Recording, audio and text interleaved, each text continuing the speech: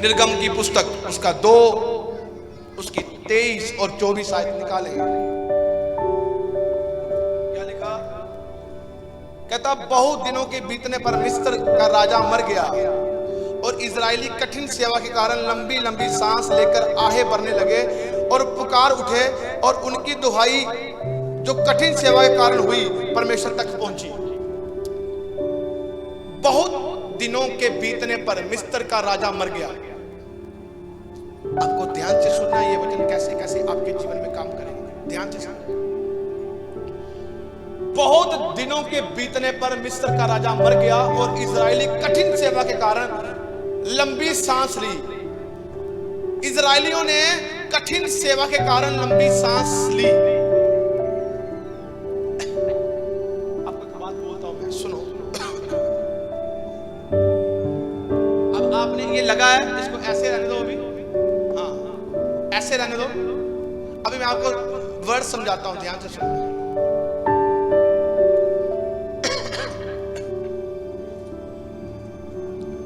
बहुत दिनों तक इजरायली एक लंबे वृक्षम में थे, गुलामी में थे। बाइबल बोलती वो 430 साल गुलामी में थे, अभी तक उनका कोई न्याय नहीं हो पाया था। वो गुलामी क्या थी कि वो एक मिस्र में गुलाम थे, उनसे कड़ा परिश्रम कराकर काम लिया जाता था, उनसे कड़ी मेहनत करवाकर काम लिया जाता था। वो एक समस्या में थे, वो एक परेशानी में थे, वो काम करते थे। अरे मानो कि आप 6 घंटे काम करते हो, उनसे 24 आवर्स काम करवाते थे वो लोग। हर समय चक्की पिसवाते थे, हर समय कोई तो कोई दुख देते थे उन्हें। इजरायलियों से काम करवाया जा रहा था। पर मैं आज बाइबल में प्रूफ कहता हूं, जब मैं यहां पर बोलता हूं ना, आपने बहुत बार सुना होगा कि मसीहों के ऊपर दुख आया, मसीहों के ऊपर तनाव आया, मसीहों के ऊपर ये गवर्नमेंट कह रही है ये ऐसे कर देंगे, मसीहों के ऊपर ये कर देंगे, वो करिए।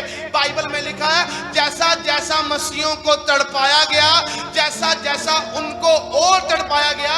बाइबल में ये वर्ड लिखा है, मैंने पढ़ा और मैं आपको पढ़ाऊंगा। कहता जितना इनको तड़पाया गया उतना उन्होंने एक प्लान रचा था कि इनको खत्म कर दें। इनकी जो इजरायली कौम है, ये चुने हुए लोग हैं, ये बड़े शक्तिशाली होते जा रहे हैं, ये प्रभु की महिमा करते जा रहे हैं, बहुत सारे लोगों को प्रभु के बारे में बताते जा रहे हैं। उन्होंने कहा इसको खत्म कर दें, इस कौम को, इस नेशन को खत्म करते जाएं। इनके जो भी जवान पैदा होते हैं उनको खत्म कर दीजिए। वहां पर उन्होंने ये तकरीब सोची और क्या हुआ, जब जब उनको खत्म करने के लिए सोचा गया, तब तब इजरायली कौम और बढ़कर बाहर निकली यीशु मसीह के सामर्थी नाम से। और परमेश्वर ने उन्हें यूज किया और परमेश्वर उनके संग चलता गया। मैं आपको एक बात बोलना चाहता हूं, जब जब बीमारी आपको खत्म करने के लिए आएगी, जब जब दुख आपको खत्म करने के लिए आएगा, जब जब समस्या आपको खत्म करने के लिए आएगी, ये आएगी अगर आप मेरे परमेश्वर के संग हैं। तो मेरा परमेश्वर आपको एक वर्ड दे रहा है जो भविष्यवाणी का है। वो कहता है ये खत्म करने के लिए आएंगे, ये प्लान रचेंगे, ये लड़ने के लिए भी आएंगे। कहता मैं यहोवा साबित करूंगा कि मैं तुम्हारे संग हूं और इनको शर्मिंदा करूंगा मैं यीशु मसीह के सामर्थी नाम से। और कहता मैं इनको हरा कर कुचल कर तुम्हारी महिमा करवाऊंगा आगे। आज इजरायली कितने आगे हैं? हाँ, कितने आगे हैं इजरायली? ये प्रूफ है, बाइबल में है, ये बाइबल में प्रूफ है, लिखा है। कहता सब कड़ा परिश्रम करवाया उनसे, इतना कुछ करवाया, अरे कितना कुछ दुख दिया उन्हें, इतना, वो भी खुद फंसे। क्यों? क्योंकि वो परमेश्वर से दूर रहते और गुलामी करते थे। पर परमेश्वर कितना दयालु है, ये मैं आज आपको बताना चाहता हूं। आपने परमेश्वर का गुस्सा देखा है, ये प्यार देखें। 430 साल की गुलामी में थे और क्या हुआ? कहता बहुत दिनों के बीतने पर मिस्र का राजा मर गया और इजरायली कठिन सेवा के कारण लंबी लंबी सांस लेकर आहें भरने लगे और पुकार उठे। पुकारने का मतलब प्रार्थना कर रहे, परमेश्वर के आगे पुकार उठे और क्या करें, और उनकी दुहाई जो कठिन सेवा के कारण हुई परमेश्वर तक पहुंची। पुकार कर परमेश्वर से प्रार्थना करने लगे, अरे पिता, अरे कब तक हम इस बुराइयों में रहेंगे, कब तक गुलामी में रहेंगे? अरे 24-24 घंटे काम करवाते हैं, अरे इतना दुख दे रहे हैं, अरे कब तक तू हमारी नहीं सुनेगा? तू ही है जो हमें छुड़ा सकता है, तू ही है जो हमें गुलामी से आजाद करवा सकता है, तू ही है वो परमेश्वर। पुकारने का मतलब प्रार्थना करना है। आज अगर आप परमेश्वर को पुकार रहे हैं, आप उम्मीद खोकर बैठे हैं। आपका टूटा मन को परमेश्वर कभी तुच्छ नहीं जानता।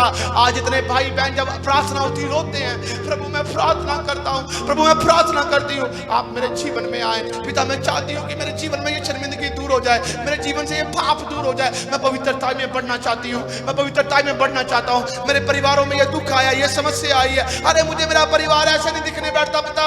अरे मैं चाहता हूँ कि मेरे पास एक अच्छा घर हो, मैं चाहता हूँ कि मैं वहां पर प्रभु आपकी उपासना करूँ, वो घर भी आपकी महिमा के लिए हो। पिता परमेश्वर मेरा परिवार आपको माने, मेरा परिवार आपको जाने। वो क्या है, वो क्या है? वो पुकार है। इस्राएलियों ने पुकार की, टूटे मन से यहोवा तक पहुंची। बाइबल बयान करती है वो टूटे मन को तुच्छ नहीं जानता। बाइबल बयान करती है वो टूटे मन को तुच्छ नहीं जानता। बाइबल बयान करती है कि वो टूटे मन को तुच्छ नहीं जानता। और जब उनकी पुकार यहोवा तक पहुंची तो क्या हुआ? जब पुकारा, जब प्रार्थना की तो परमेश्वर ने अपना जो मन था वो पिघला दिया। जो परमेश्वर ने कहा था कि अब तुम गुलामी में रहोगे, अब मैं तुम्हारी ओर देखूंगा नहीं, उनकी पुकार ने परमेश्वर को फिर से दया में मजबूर कर दिया कि वो उसके ऊपर दया करे। जब आप प्रार्थना करते हो, आप रोते हो, परमेश्वर के अगर दुनिया के आगे रोगे कभी भी आपकी सुनी नहीं जाएगी। नेवर। आपको सक्सेस होना है, आपको अपना दरवाजा बंद करना है। आपको सक्सेस होना है, आपको अपनी पर्सनल लाइफ में किसी को हिस्सेदार नहीं रखना है। आपको सक्सेस होना है, चाहे आपकी फैमिली प्रेयर है, पर पर्सनल प्रेयर में किसी को न रखें। आपको सक्सेस होना है, आपके परमेश्वर और आपके भीतर तीसरा बंदा ना है। आपको सक्सेस होना है, आप चाहते हो कि परमेश्वर आपसे बात करे, आपको क्लीननेस में आना पड़ेगा। आपको पूरा क्लीन अंदर से होना पड़ेगा। ये काम करते करते दुखी खत्म हो गए। बाद में पुकारा प्रभु, उसकी दुहाई दी, तड़प उठे। और क्या हुआ? लिखा परमेश्वर तक पहुंची और परमेश्वर ने उनका कराना सुनकर अपनी वाचा को जो उसने इब्राहिम और इसहाक और याकूब के संग बांधी थी स्मरण किया। सुनो, जब वो एक समस्या में पड़े, एक दुखी में थे, एक ऐसी चैलेंज में थे कि परमेश्वर का नाता उनके संग टूट गया था। वो गुलामी में थे, वो सब कुछ कर रहे थे, सब कुछ होने के बावजूद उनके कड़े परिश्रम का फल भी नहीं उनको मिल रहा था। आज शायद हमारी लाइफ में भी ऐसा हो, परमेश्वर के संग हमारा कनेक्शन टूट गया हो और हमारे कड़े परिश्रम का फल भी हमें नहीं मिल रहा।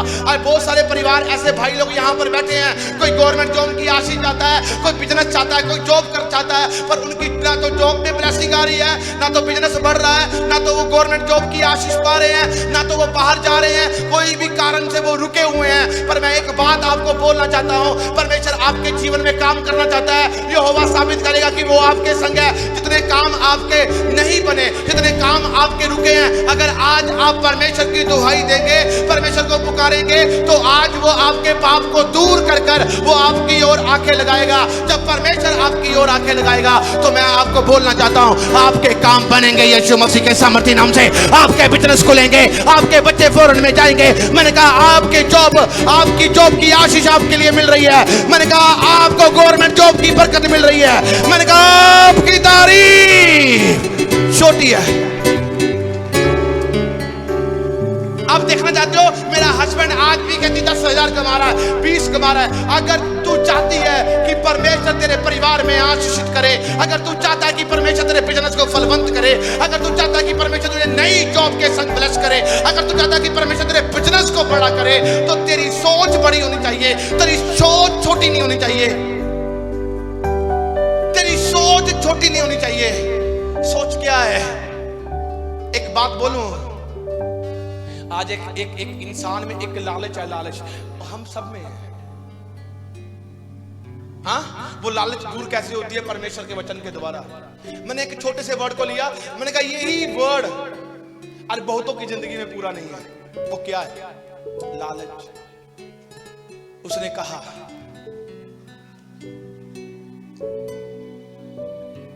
जब एक धनी परमेश्वर के पास आया, वो कहता हमें भी जीवन का मार्ग बता। वो कहता जीवन का मार्ग ये सब कुछ छोड़कर मेरे पीछे हो ले। कहता मैं नहीं छोड़ सकता। कहता मैं सारी आज्ञा मानता हूं, माता पिता की सेवा करता हूं, झूठ नहीं बोलता, गलत काम नहीं करता, पर परमेश्वर कहता अपना सब कुछ छोड़कर मेरे पीछे हो ले। कहता ये नहीं हो सकता। परमेश्वर एक वर्ड बोला था, कहता धर्मी का परमेश्वर के राज्य में जाना बड़ा कठिन है, धनी का। इसका मतलब कि धनी होना पाप है? नेवर। धनी होना पाप नहीं है, पर धनी के संग जो लालच है वो पाप है। धनी के संग जो लालच है वो पाप है।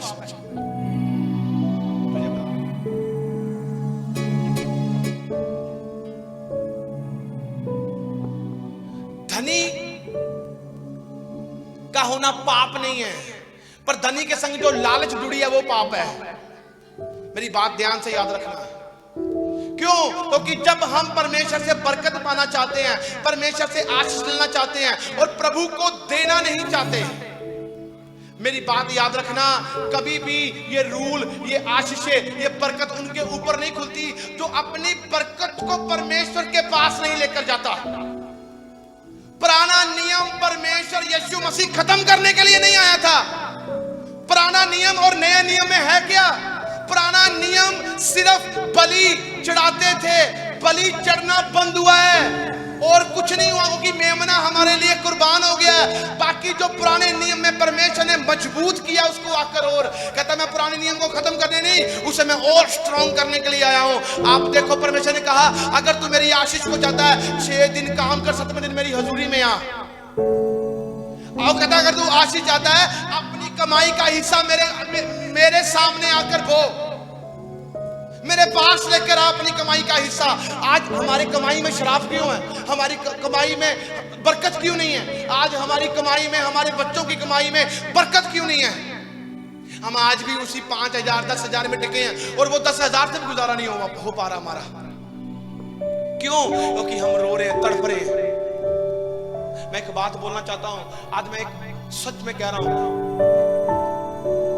मैंने आज तक वो कभी भी लाइफ ऐसी नहीं देखी जिसने सक्सेस ली हो उसने बोया ना हो। मैंने उसकी गवाहियां सुनी है। ये कह रहा है दुहाई दी, दुहाई देने के बाद क्या किया पता ना? पहले वो मरा राजा, इन्होंने चैन की सांस ली, पर क्या हुआ? ज्यादा परिश्रम कराने के बाद इनकी दुहाई गई परमेश्वर के आगे। पहला हिस्सा गया। प्रभु क्या करवा दो बस। वैसे ही परमेश्वर ने कहा मैं इब्राहिम, इसहाक, याकूब का परमेश्वर, मैं स्मरण करता हूं जो वाचा मैंने तुम्हारे पितरों से बांधी थी, तुम्हारे बाप दादों से बांधी थी, वो वाचा मैं स्मरण करता हूं, मैं तुझे कभी नहीं छोड़ूंगा। वापस आया परमेश्वर साबित करने के लिए कि मैं हूं, कि उन्होंने पुकारा। आज जब आप पुकारते हो, परमेश्वर आपके पास आता है। जब वो आपके पास आता है, वो चलना चाहता है, वो आपको लेकर जाना चाहता है। मानो कि ये परमेश्वर, पीछे आप लोग हैं, वो आपको लेकर जाना चाहता है। रास्ता आगे साफ कर रहा है, वो साफ कर रहा है, वो रास्ता बना रहा है। इसलिए बाइबल में लिखा मत्ती की इंजील में, कहता मैं तेरे आगे एक स्वर्गदूत भेजूंगा जो तेरे लिए रास्ता साफ करेगा। आज कईयों के रास्ते साफ नहीं है, खराब है, उनको साफ रास्ते मिलते क्यों नहीं है? क्योंकि परमेश्वर उनके रास्तों में नहीं है। अगर आप परमेश्वर की नहीं सुनोगे, आप परमेश्वर की नहीं मानोगे, आप एक गुलामी में रहोगे।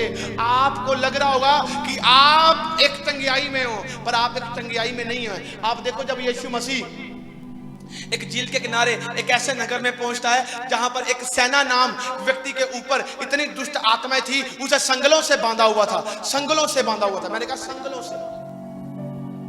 और जब उसे संगलों से बांधा हुआ था, इसका मतलब क्या है? संगल तो तोड़ देता था वो शरीर में आकर, पावर में आकर, पर आत्मा के बंधन नहीं तोड़ पा रहा था। आपकी लाइफ में आत्मा के बंधन टूटेंगे कैसे? दिखेगा नहीं, पर टूटेंगे कैसे? टूटेंगे कैसे? आप क्या करें? जब जीवन आपके पास जाएगा, वो मृत्यु का डंक खत्म कर कर आपको इंटरनल लाइफ देगा यीशु मसीह के सामर्थ्य नाम में। मैंने कहा आपकी तारीफ छोटी है।